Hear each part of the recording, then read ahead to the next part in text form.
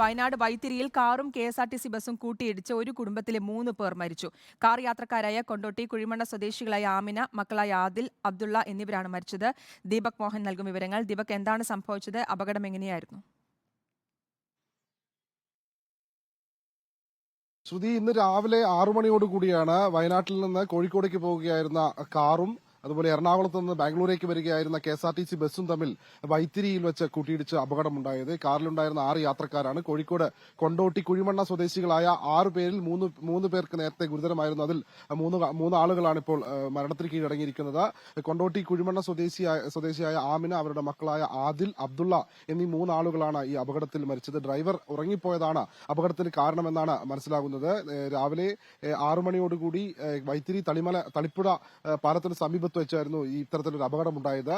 ഉടൻ തന്നെ അഗ്നിശമന സേനയും പോലീസും എത്തിച്ചെങ്കിലും ഈ വാഹനം പൂർണ്ണമായും നിശേഷം തകർന്നിരുന്നു. വെട്ടിപ്പൊളിച്ചാണ് ഇവരെ പുറത്തെടുത്തത്. പിന്നീട് കൽപ്പറ്റ ആശുപത്രിയിലേക്ക് എത്തിച്ചു. വാഹനത്തിൽ 6 പേരുണ്ടായിരുന്നു. കുഴിമണ്ണ സ്വദേശിയായ ഉമ്മറിന്റെ ഭാര്യയും മക്കളുമായിരുന്നു കാറിലുണ്ടായിരുന്നത്. ഉമ്മറിനും ഗുരുതരമായി പരിക്കേറ്റിട്ടുണ്ട്. വാഹനത്തിലുണ്ടായിരുന്ന മറ്റൊരു കുട്ടിക്കും ഗുരുതരമായി പരിക്കേറ്റി. കുട്ടിയെ മേപ്പാടിയിലുള്ള സ്വകാര്യ ആശുപത്രിയിലേക്ക് മാറ്റിയിട്ടുണ്ട്. നിലവിൽ മരിച്ച ആമിന, ആദിൽ, അബ്ദുള്ള എന്നീ 3 ആളുകളുടെയും മൃതദേഹം കൽപ്പറ്റ താലൂക്ക് ആശുപത്രി മോർച്ചറിയിൽ സൂക്ഷിച്ചിരിക്കുകയാണ്. ശ്രുതി, ശരി. ദീപക് മോഹനാണ് വിശദാംശങ്ങൾ നൽകിയത്. വളരെ ദുഃഖകരമായ ഒരു വാർത്തയാണ് ഈ ഒരു ഘട്ടത്തിൽ വരുന്നത്. വയനാട് വൈത്തിരിയിലാണ് കാറും കെ.എസ്.ആർ.ടി.സി ബസും കൂട്ടിയിടിച്ച് ഒരു കുടുംബത്തിലെ 3 പേർ മരിച്ചത്.